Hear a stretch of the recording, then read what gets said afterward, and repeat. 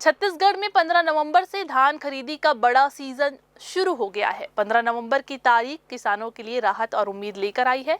सहकारिता समिति कर्मचारियों की 3 नवंबर से जारी अनिश्चितकालीन हड़ताल के बावजूद शासन ने अपनी पूरी ताकत और प्रशासनिक व्यवस्था लगाकर पूरे प्रदेश में धान खरीदी की शुरुआत करा दी है।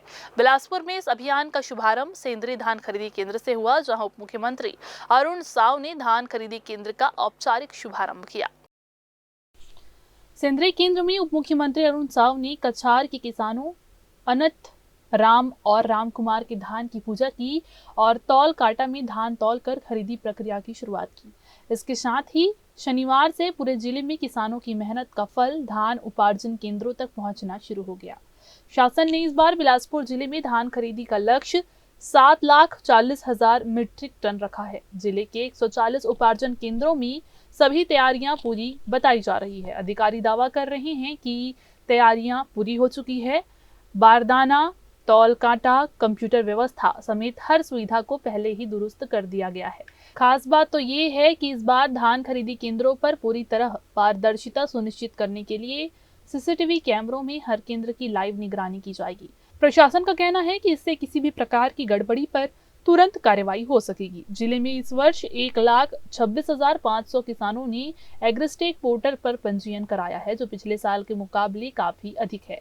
किसानों के लिए बड़े जो बदलाव हैं की बात यह है कि इस बार टोकन तुम्हारे द्वार ऐप के माध्यम से जारी किए जाएंगे। किसान घर बैठे मोबाइल पर अपना टोकन प्राप्त कर सकेंगे, जिससे उन्हें केंद्रों में लाइन और भीड़ का जो सामना है वो नहीं करना होगा। उप मुख्यमंत्री अरुण साव ने कहा है कि किसानों की सुविधा ही सरकार की प्राथमिकता है और खरीदी प्रक्रिया में किसी भी किसान को परेशानी नहीं आने दी जाएगी। उन्होंने ये भी भरोसा दिया है कि यदि कोई भी समस्या आती है तो तत्काल समाधान के निर्देश दिए गए हैं। की मांगों को लेकर राज्य सरकार ने विचार किया है, पर धान खरीदी जिनके लिए उनकी नियुक्ति है, आज धान खरीदी प्रारंभ हो रही है। सभी लोग अपनी ड्यूटी में आएंगे, धान की खरीदी करेंगे, किसानों को कोई दिक्कत ना हो ये सुनिश्चित करेंगे। नहीं, कोई समस्या नहीं है भाई। कोई समस्या होता तो धान कैसे बिकता। बहुत ही अच्छा, शानदार और अच्छा लगा, बहुत अच्छा लगा। खास करके इसमें अच्छा लगा कि आम तौर में धान की मात्रा थोड़ा ज़्यादा उसको करते हैं, तौलते हैं।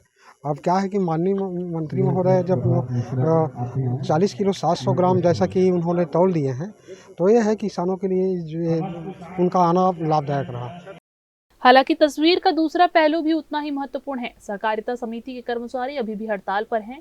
ऐसे में बड़ा सवाल ये है कि शासन द्वारा निजी कंपनी और अधिकारियों की मदद से शुरू की गई धान खरीदी कितनी सुचारू चल पाएगी। क्या जिले के सभी केंद्रों पर यह व्यवस्था उतनी ही मजबूत रहेगी जितना दावा किया जा रहा है?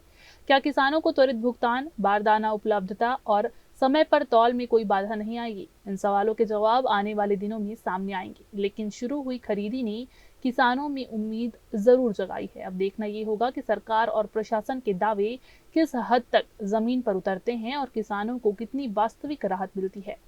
कैमरामैन गोलू कश्यप के साथ भारतेंदु कौशिक की रिपोर्ट।